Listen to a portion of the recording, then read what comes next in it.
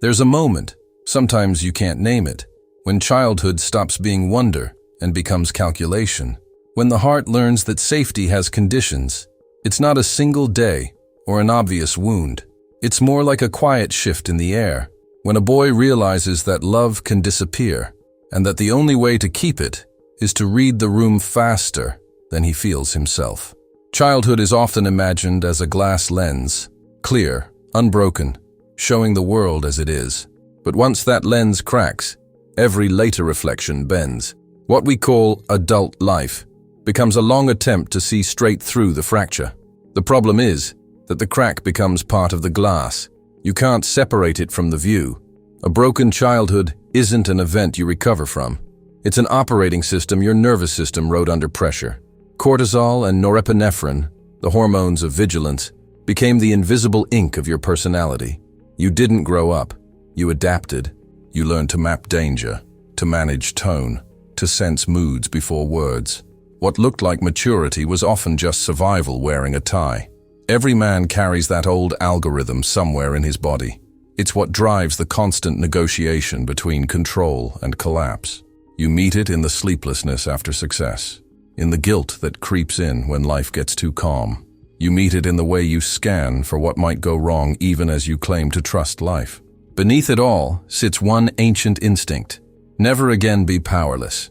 Jung would call this the birth of a complex, a cluster of emotion, memory, and defense that starts running the show. We mistake it for who I am. The truth is harder. What feels like personality might be trauma architecture. The charming one, the achiever, the stoic. Each is a mask the nervous system built to survive unpredictability. As men, we often confuse this architecture with identity. We call it discipline, drive, loyalty. Yet beneath the control lies exhaustion. Because what you're really protecting isn't the life you built. It's the boy you once were, the one who decided that innocence was too expensive to keep. This isn't about blame. Parents, cultures, faiths, they all pass down their unfinished stories. The question isn't who broke you. The question is what story you've been rehearsing ever since. Every argument, every failed relationship, every moment you can't rest is a reenactment of that first fracture, the one where you learned that love and safety were negotiable. You might notice this in small ways: the apology that arrives too soon, the need to explain yourself when no one asked, the fear of being truly seen. These are not flaws, they're echoes. The body learned that vigilance was love, and it hasn't yet received new instructions. Stay with this idea, because when we reach the midpoint, you'll see the pattern most men miss, the one that flips this script entirely. For now, just notice where your own story began to bend. Was there a moment when you stopped playing and started performing? When you began to read other people more accurately than you read your own feelings? That's the day innocence became strategy. Take one breath. Let it out slow. You don't have to fix it yet. You're just meeting the architecture that has been living your life. Next, we'll name the contract you unknowingly signed that day. The invisible agreement between survival and selfhood. Every child signs a contract they never read. It's written not in ink, but in adrenaline. The clauses are simple. Be good and you'll be safe. Be quiet and you'll be loved. Don't need too much, or love might leave. These are not conscious agreements. They are the nervous system's way of managing chaos when the world around you is inconsistent or unsafe. This is how adaptation begins to masquerade as authenticity. A boy learns that warmth follows obedience, that love arrives when he hides the parts that disturb peace. Years later, he becomes a man who keeps everyone comfortable, even if it costs him his aliveness. The good boy grows into the reliable one, the fixer, the listener who never reveals what he needs. On the surface, he looks mature. Inside, he's still negotiating safety with ghosts. Jung described complexes as small personalities within us, clusters of emotion, memory, and reaction that take over when we feel threatened. They're like neural shortcuts, trauma-based self-programming that feels like choice. You might think you're deciding to work late, to say yes again, to stay calm when you want to scream. But often, that's the contract speaking, the one that confuses peace with control and love with usefulness. Every coping skill was once intelligence. Pleasing, performing, controlling. They were ways to keep order when chaos was too big for a child to face. Those strategies saved you once, but what once protected you can become the prison that keeps you repeating the same days. The nervous system, after all, doesn't care about happiness. It cares about predictability. You can feel this contract running the show in subtle signals: the constant vigilance, the inability to rest even after success, the guilt that surfaces when life gets calm. The body waits for the other shoe to drop because safety still feels foreign. Peace doesn't feel trustworthy. It feels like the calm before punishment.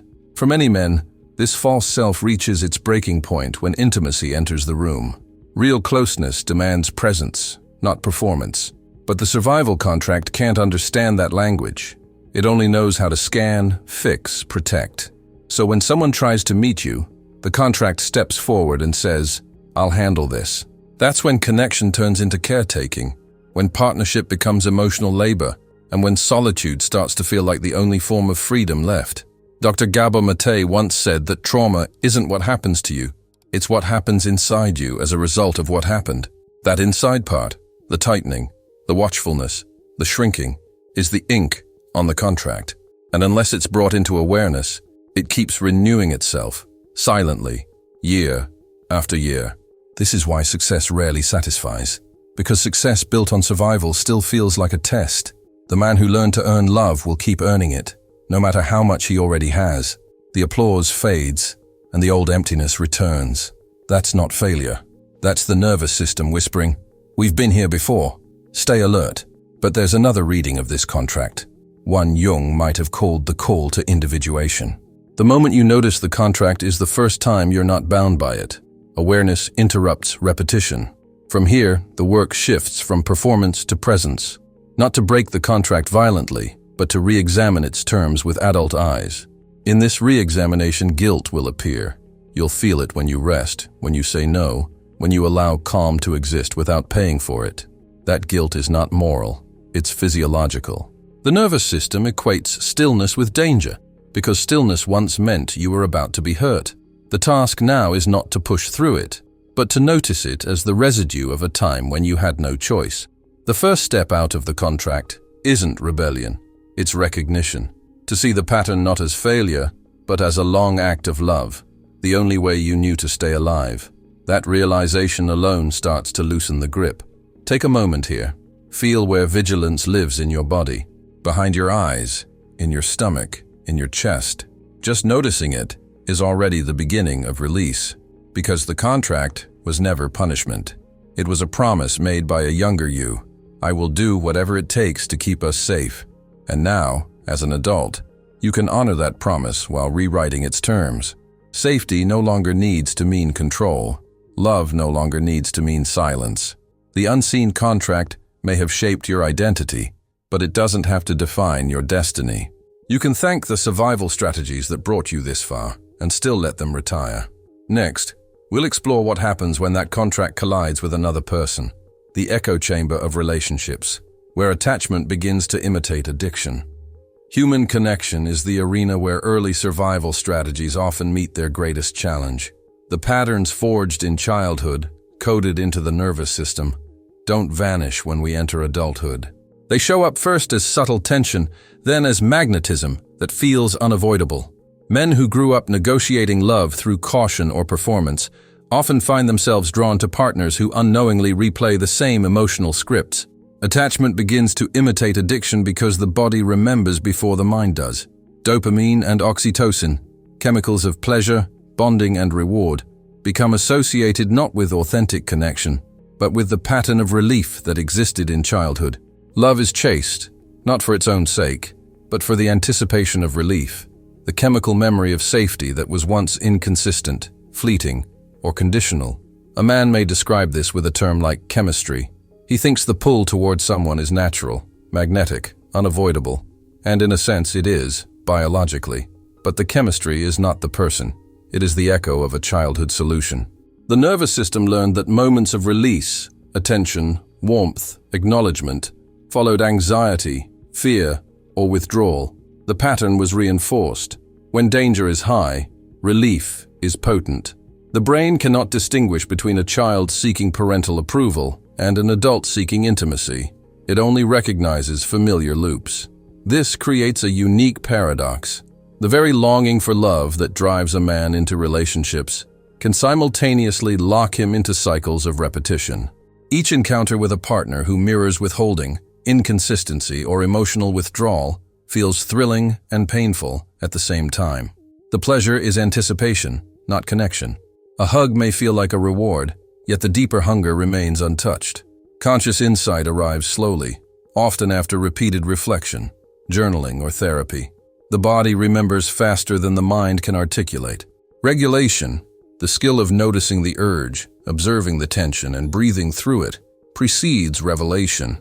Awareness alone begins to decouple the nervous system from its old scripts. Without it, a man may continue seeking someone not for love, but to soothe the familiar ache of unmet childhood needs. Consider the way the heart races before a text is answered, or the impulse to overcompensate when the partner's mood shifts. These are not weaknesses, they are remnants of early learning, the nervous system practicing the only language it knew, vigilance as love, attentiveness as safety. Even recognition does not remove the pull immediately.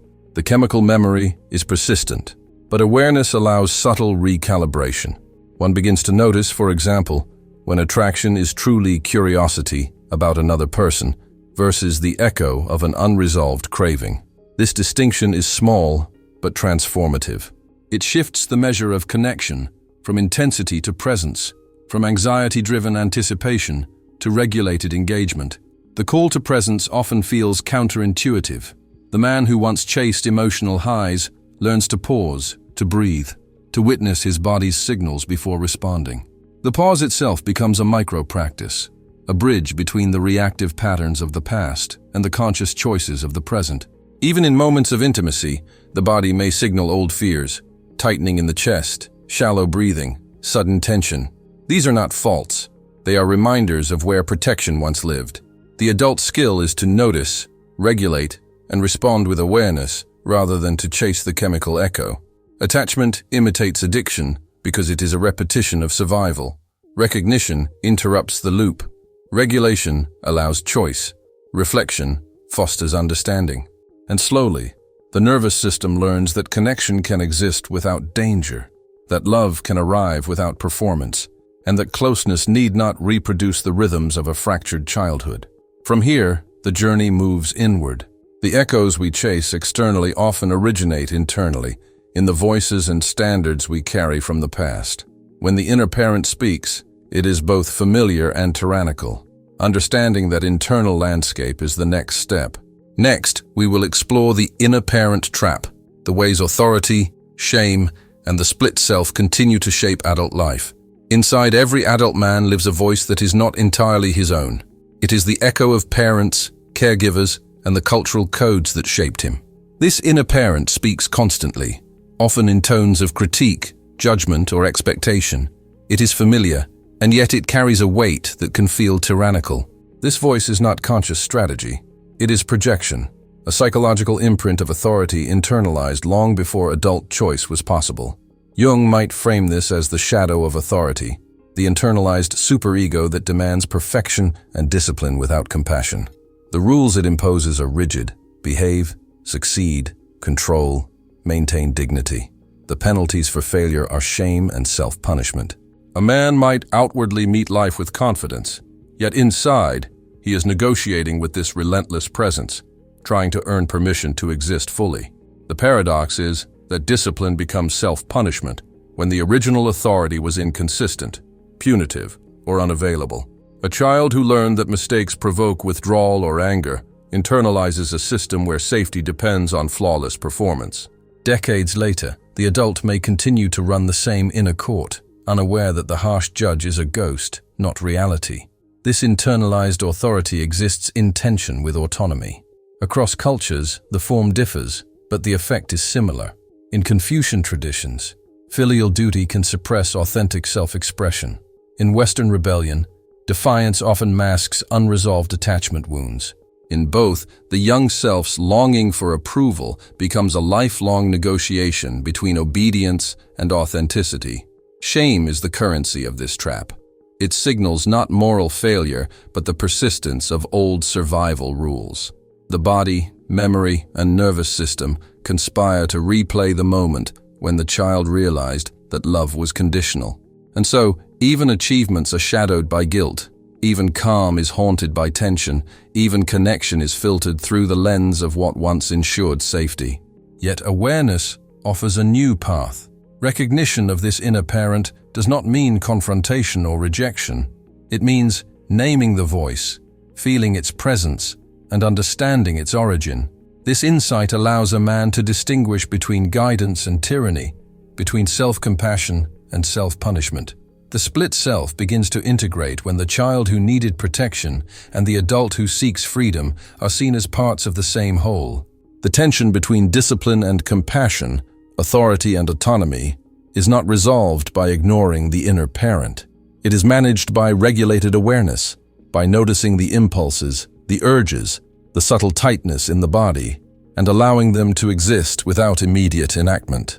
One begins to perceive when the old rules are operating and can choose a response that aligns with values rather than survival scripts.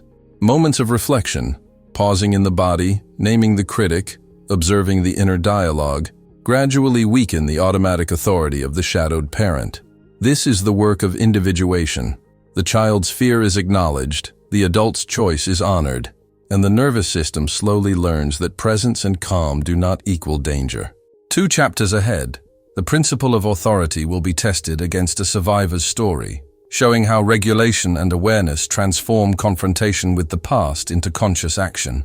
For now, the inner landscape can be observed quietly. The voice of the inner parent is a signal, not a sentence. Its persistence is an invitation to see the self in totality, with both the child who endured and the adult who chooses. Next, we will explore the myth of control and why the compulsion to master life often masks the unresolved echoes of early threat. The desire to control life, to shape circumstances and people to one's will, often begins long before adulthood. When unpredictability and threat were constant in childhood, the nervous system developed a bias toward mastery. It equated control with safety, and the illusion of power became a shield against chaos. What appears as ambition or competence in an adult can be traced to a nervous system trained to anticipate danger and mitigate it wherever possible. Neuroscience confirms this. Low vagal tone, hyperarousal, and a chronically activated stress response mimic traits we admire: focus, drive, and persistence. But underneath, the body is still operating on old cues. Unpredictability equals threat. Success equals temporary relief. And mastery is a strategy to maintain calm. The brain and body confuse achievement with security because they have been conditioned to do so from the earliest experiences of instability. Control, however, is not strength. It is the nervous system attempting to feel what trust and safety could not provide in childhood. The man who micromanages, who insists on precision, who overprepares, is often not ambitious. He is responding to an internalized sense of peril that no adult reassurance can entirely erase. Peace is misread as vulnerability, calm as risk, and surrender as defeat. Myth and metaphor offer clarity here. Icarus built wings from anxiety, not from knowledge of flight. He reached toward freedom, but the material was flawed, forged from fear. Similarly, a man who builds his life entirely from control may achieve great heights, yet the anxiety that shaped him remains unaddressed. The flight is real, but the wings carry the weight of unprocessed fear. When control cracks, grief surfaces. It may appear as sudden despair, rage, or the stark awareness of emptiness beneath success. These moments are critical. They reveal the buried pain the nervous system has been managing through mastery. Confronting this grief does not require undoing life's accomplishments, but it does invite presence. One must feel what was hidden, regulated in the body, and acknowledged with conscious awareness. Control also manifests in the small, everyday choices. The urge to overplan, the difficulty in trusting others' judgment, the subtle compulsion to prove worthiness through productivity or competence. These are not moral failings. They are echoes of the system that once kept a child alive.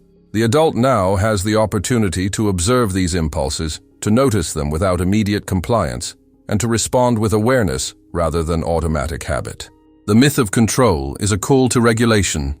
It is not about letting go recklessly or abandoning responsibility. It is about learning that mastery can coexist with calm, that presence can replace compulsion, and that freedom is not the absence of challenge, but the capacity to navigate it with a regulated nervous system. When the buried grief emerges, transformation becomes possible. The man who has built walls around his life discovers that the spaces in between, the pauses, the quiet, the stillness, are where choice and true autonomy begin. Control as a strategy is softened by awareness. Peace, once unfamiliar, becomes legible. From here, the journey turns toward remembering without collapsing. Confronting the origin of fear, grief, and attachment patterns without being overwhelmed is the next stage, the rupture point where courage is measured not in action alone, but in regulated presence. Next, we will enter that space, exploring how to face the past while remaining whole. There comes a moment in the journey when the past demands to be seen, not in fragments, not in stories told to impress or explain, but as raw experience that shaped the body and mind. Facing it can feel like standing at the edge of a chasm, fearful, vertiginous, and yet unavoidable. The challenge is to remember without being swept into performance, to witness without reenacting the scripts that once ensured survival. This is where the nervous system becomes both ally and adversary. Trauma lives not only in memory, but in the body. Tension in the chest, constriction in the throat, shallow or irregular breathing. These are the residues of past threat. Titration, a principle from trauma therapy, offers a method here. Micro-exposures to memory, small doses of truth, noticed with attention, so the system can learn tolerance. Courage is not reliving pain. Courage is breathing through it, observing it, regulating while remembering. A man might sit with a memory of a father who was unavailable, critical, or abusive.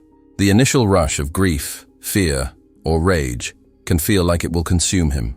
Yet by tracking the body, feeling the pressure in the chest, the weight in the shoulders, the tension in the jaw, he can witness the pain as sensation rather than narrative. Awareness itself becomes the tool that allows the rupture to open without collapse. Memory is not linear, and neither is healing. One insight may arrive today, another may emerge months later. Patience with the process is essential. The goal is not perfection, closure, or absolution.